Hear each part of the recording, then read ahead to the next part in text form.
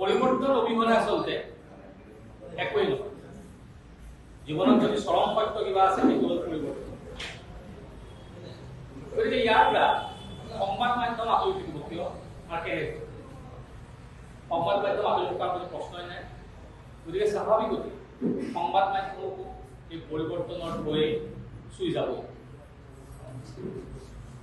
যিহেতু আমি ভাৰতৰ প্ৰেছ কাউন্সিলৰ সৈতে জড়িত আজিৰ অনুষ্ঠান, মই কথাখিনি ভাৰতৰ প্ৰেক্ষাপটত যদি চাওঁ তেতিয়াহ'লে আপোনালোকে দেখিব যে ভিকিৰ বেংগল গেজেট জেমছ অগষ্টাছ চিটি ভাৰতৰ প্ৰথমখন সংবাদপত্ৰ 1780 চনত ওলাইছে।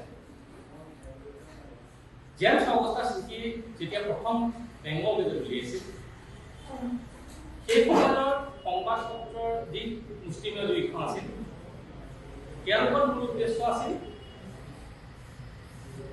ব্ৰিটিছ সকলৰ যিবোৰ ব্ৰিটিছ ভাৰতত আছিল তেওঁলোকৰ খা খবৰবোৰ বাহিৰলৈ ক্লিয়া, তেওঁলোকৰ ব্যৱসায় বাণিজ্যৰ প্ৰচাৰ চলা আৰু খ্ৰীষ্টান ধৰ্মৰ প্ৰচাৰ কৰা।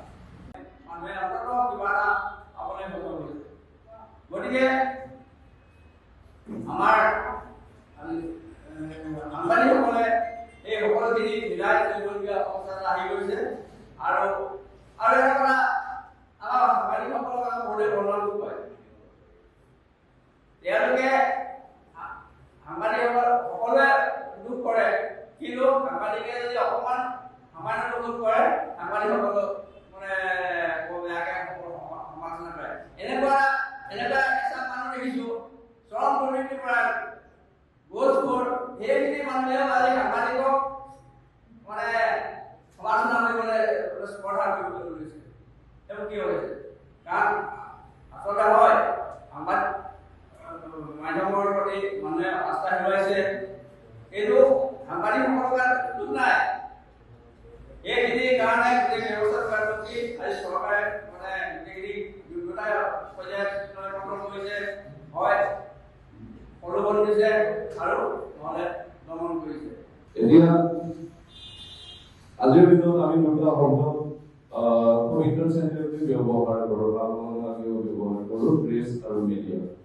যেতিয়া প্ৰেছ ক্লাব গঠন হৈছিল তেতিয়া সংবাদ সেৱাৰ লগত জড়িত যিসকল সংবাদসেৱী আছিল বেছিভাগেই খুব সম্ভৱতঃ 80-90% হয়তো প্ৰিণ্ট মিডিয়াৰ লগত জড়িত আছিল। সেই সময়ত আমাৰ দুটাই মেইন মিডিয়া আছিল, এটা হ'ল প্ৰিণ্ট মিডিয়া যাক আমি কনভেনশ্যনেলি প্ৰেছ বুলি কওঁ, আৰু এটা আছিলে আমাৰ ৰেডিঅ' যিটো, আৰু কিন্তু সেই সময়ত ৰেডিঅ'টো ষ্টেট কণ্ট্ৰলত আছিল, ৰেডিঅ' অল ইণ্ডিয়া ৰেডিঅ'টো সেইটো চৰকাৰৰ দ্বাৰা পৰিচালিত হৈছিল। কিন্তু পৰৱৰ্তী সময়ত ইনফৰমেশ্যন টেকনলজিৰ যি দ্ৰুত প্ৰসাৰ আহিলে, তাৰ লগতে আমাৰ প্ৰাইভেট